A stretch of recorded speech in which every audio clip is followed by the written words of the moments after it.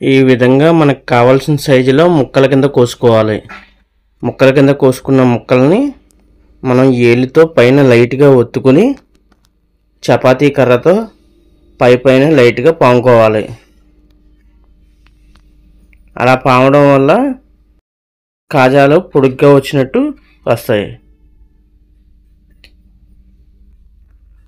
మొత్తం మనం ముక్కల కింద కోసిన కాజాలన్నీ కూడా ఆ విధంగా పాముకోవాలి.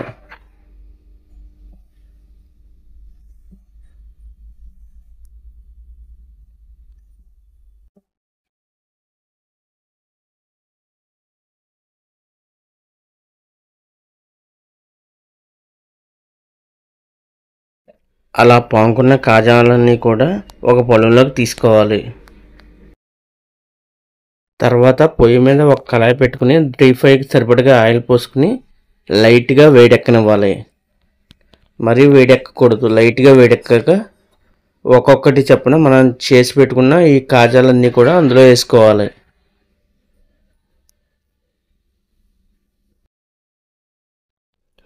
ఆయిల్లో వేసిన తర్వాత వెంటనే కలపకూడదు. 1 నిమిషం ఆగితే వాటంతట అవే పైకి తేలుతాయి. అప్పుడు మనం అట్లపులతో తిరగేసి కలుపుకోవాలి. బాగా వేగిన తర్వాత అప్పుడు మనం జారాతో తీసుకుని ఒక బెజ్జాల గిన్నెలో వేసుకోవాలి. ఆయిల్ అంతా వాడిన తర్వాత ఒక 2 నిమిషాలు చల్లారనిచ్చి అప్పుడు పాకంలో వేసుకోవాలి. అలా పంచదార పాకంలో వేసి మొత్తం ములిగేటట్టు జాయిగా కలుపుకోవాలి.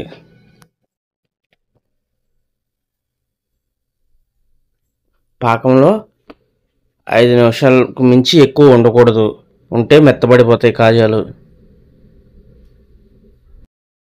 ఈ విధంగా పాకంలో వేసిన కాజాలు పాకం బాగా పీల్చుకున్న తర్వాత మనం జారాతో దేవుకుని ఒక పళ్ళెంలో పేర్చుకోవాలి.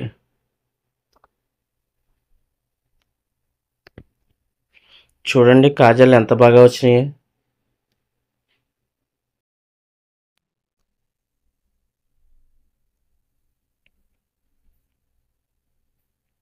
నా వీడియో కనుక మీకు నచ్చినట్లయితే లైక్ చేయండి. నా ఛానల్ని సబ్స్క్రైబ్ చేసుకోండి. Please support for my channel. ఇప్పటివరకు నా వీడియో పూర్తిగా చూసినందుకు thank you very much. Part 1 కోసం కింద లింక్ క్లిక్ చేయండి.